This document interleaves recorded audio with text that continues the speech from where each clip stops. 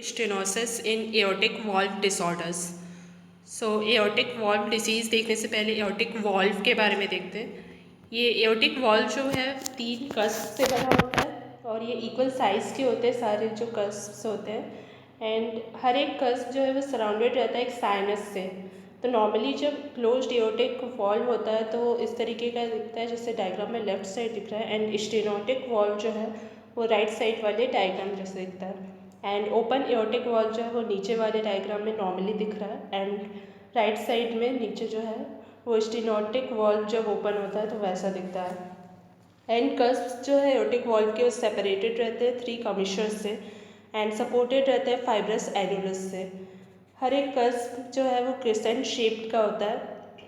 And aortic valve जो है वो पूरी तरीके से ओपन हो जाता है अनइम्पेंडेड फ्लो के लिए, फॉरवर्ड फ्लो के लिए एक्चुअली, एंड देन क्लोज हो जाता है टाइटली रिगर्गिटेशन को प्रिवेंट करने के लिए। जबकि एओर्टिक वाल्व में मिट्रल वाल्व की तरह वो नहीं होता है, corded tendineae and papillary muscles नहीं होते हैं। एंड ये एक इम्पॉर्टेंट पॉइंट है कि जितने ज़्यादा कस्प होंगे उतना ज़्यादा चांसेस होगा किसी वाल्व के रिगर्गिटेशन का। सो क्वाड्रिकस्पिक जो एओर्टिक वाल्व होता है उसका एओर्टिक रिगर्गिटेशन का चांसेस सबसे ज़्यादा होता है। देन कस्प का नंबर जितना कम होगा उतने ज़्यादा चांसेस होंगे वाल्व के स्टेनोसिस के। सो बाइकस्पिड वाल्व में एओर्टिक स्टेनोसिस ज़्यादा होता है। एंड नॉर्मल डायमीटर जो होता है एओर्टिक वाल्व का वो होता है 3 to 4 centimetre square. Then cardiac cycle के बारे में देखते हैं। तो कार्डियक साइकिल में 3 फेसेस होते हैं, सिस्टोल के, वेंट्रिकुलर सिस्टोल के एक्चुअली। एंड टोटल ड्यूरेशन इसका 0.3 सेकेंड होता है। देन डायस्टोल जो होता है वेंट्रिकुलर डायस्टोल, उसके 5 फेजेस होते हैं एंड इसका जो ड्यूरेशन होता है वो 0.5 सेकेंड का होता है। सिस्टोल के टाइम पे जो इवेंट्स होते हैं वो क्या क्या होते हैं, आइसोवॉल्यूमेट्रिक कॉन्ट्रैक्शन होता है जिसको आईवीसी बोलते हैं। देन सेकेंड रैपिड इंजेक्शन होता है एंड थर्ड रिड्यूस्ड इंजेक्शन होता है। देन डायस्टोल के टाइम जो इवेंट्स होते हैं वो क्या क्या होते हैं, एक तो होता है प्रोटोडायस्टोल, दूसरा आइसोवॉल्यूमेट्रिक रिलैक्सेशन होता है, थर्ड रैपिड फिलिंग होती है, देन फिर रिड्यूस्ड फिलिंग होती है एंड फिफ्थ एट्रियल सिस्टोल होता है। एट्रियल सिस्टोल जो है डायस्टोल का लास्ट पार्ट होता है और ये रिमेनिंग 30% ऑफ ब्लड के लिए रिक्वायर्ड होता है जो कि पुश किया जाता है वेंट्रिकल में। देन मिट्रल वॉल्व इसके बाद क्लोज हो जाता है एंड लेफ्ट वेंट्रिकल फिर कॉन्ट्रैक्ट करता है क्लोज चैम्बर की तरह। इसी को आइसोवॉल्यूमेट्रिक कॉन्ट्रैक्शन बोलते हैं। एंड आइसोवॉल्यूमेट्रिक कॉन्ट्रैक्शन के एंड पे फिर एओर्टिक वॉल्व ओपन हो जाता है। देन एओर्टिक वॉल्व स्टेनोसिस में क्या होता है, तो ट्राइकस्पिड एओर्टिक वॉल्व के टॉप पे या बाइकस्पिड एओर्टिक वॉल्व के टॉप पे जब डीजेनरेशन एंड कैल्सिफिकेशन होता है तो उसको बोलते हैं aortic sclerosis.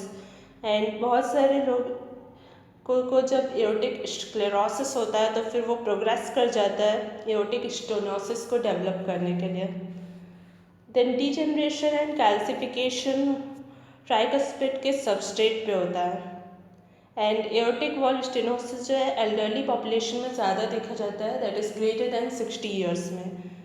And degeneration and calcification young person में भी होता है अगर बाइकस्पिड एओर्टिक वॉल्व है तो उसको बोलते हैं bicuspid valve associated aortic stenosis. And ये मोस्ट कॉमन कॉज होता है एओर्टिक स्टेनोसिस का यंग पीपल में। देन बाइकस्पिड एओर्टिक वॉल्व के बारे में देखते हैं। तो ये हमेशा एओर्टोपैथीज के लिए इसमें देखना चाहिए बाइकस्पिड एओर्टिक वॉल्व में। एंड इसीलिए सीटी एओर्टोग्राम मैंडेटरी होता है irrespective of the age. Aortic stenosis जो रूमेटिक हार्ट डिसीज़ में वो लेस कॉमन होता है। And most common combination rheumatic heart disease में क्या होता है, मिट्रल स्टेनोसिस होता है plus mitral regurgitation, that is greater than the mitral stenosis plus aortic regurgitation and that is also greater than the aortic regurgitation plus aortic stenosis. इन दोनों का combination rare होता है। देन रूमेटिक एओर्टिक स्टेनोसिस होता है कमिश्रल fusion की वजह से।